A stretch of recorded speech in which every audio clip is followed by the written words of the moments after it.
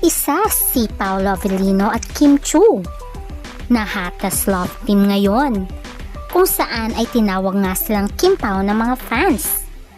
Until now ay tikom ang bibig ng dalawang ito sa estado ng kanilang relasyon, dahil very close naman talaga sila at sweet sa isa't isa, pero wala pa rin naman umaamin kung sila na nga ba o very close friends lang. Pero ayon nga sa mga bali-balita ay low-key lamang ang relationship ni Paolo at Kim Chiu. At ang matinding spekulasyon ay nga sa binalita noon ni Ogie na secretly married na nga pala itong si Paolo Avellino at Kim Chiu na nagpakasal daw sa US. At ang matindi pa ay ang balitang buntis nga si Kim Chiu dahil nga namataan itong parang may baby bump. Ano ang katotohanan dito? Ating alamin ang mga revelasyon.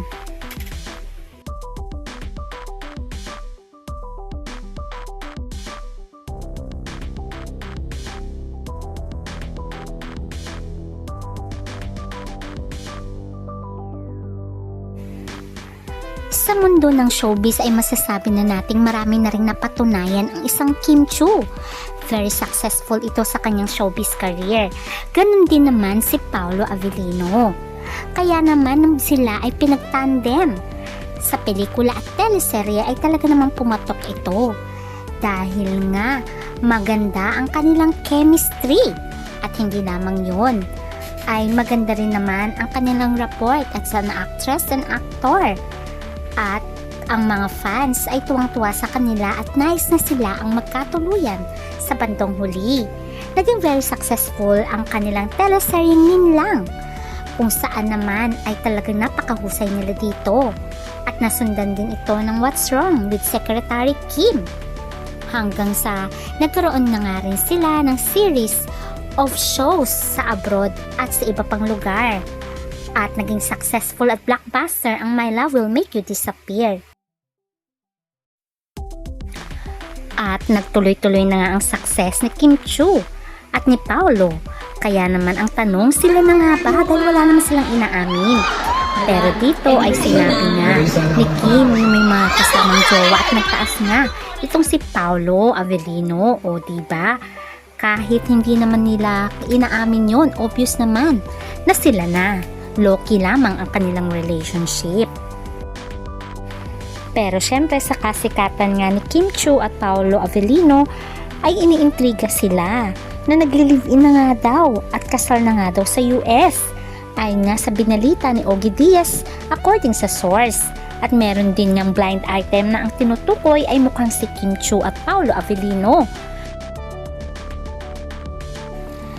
Pero until now ay tikom pa rin naman ang bibig ni Kim Chiu at Paolo Avellino tungkol sa balitang nagli-live-in sila at secretly married na nga daw. Hindi nga natin alam ang totoo kasi nga paiba-iba ang mga sources. At ngayon naman ay balitang buntis naman si Kim Chiu.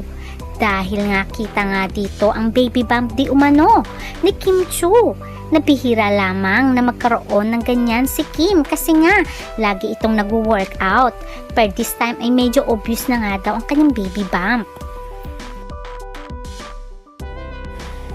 Pero nga sa gitna ng spekulasyon at baby bump rumors ay humahataw naman ito sa kanilang show sa ASAP. Kita mo nga naman, sabi nga ng isang netizen, paano naman buntis ito kung ito'y humahataw sa dance floor. Marami din nagsasabi na baka naman ay healthy pregnancy kasi pwede naman daw magsayaw. Kasi lagi nga daw din napapansin na laging hinahawakan na Kim ang kanyang tiyan dito. At ito nga si Kim na medyo umbok nga ang kanyang tiyan. At lagi nga niyang hinahawakan ang kanyang tiyan kahit humahataw nga siya. Iba-iba ang opinyon ng mga tao dito. Kung sakali man daw ay totoo ay masaya sila for Kim Chiu and Paolo Avellino dahil finally ay magkakababy na sila. Pero kung hindi man ito totoo at mukhang busog lamang si Kim ay okay lang naman dahil happy naman si Kim sa buhay niya ngayon. At kahit hindi nila aminin ni Paolo Avellino ay talagang nagmamahalan sila. At syempre abangan na lang natin ang kanilang revelation and hoping one day sila ang magkatuluyan sa bandang huli at itong ating aabangan. Hanggang sa muli, bye!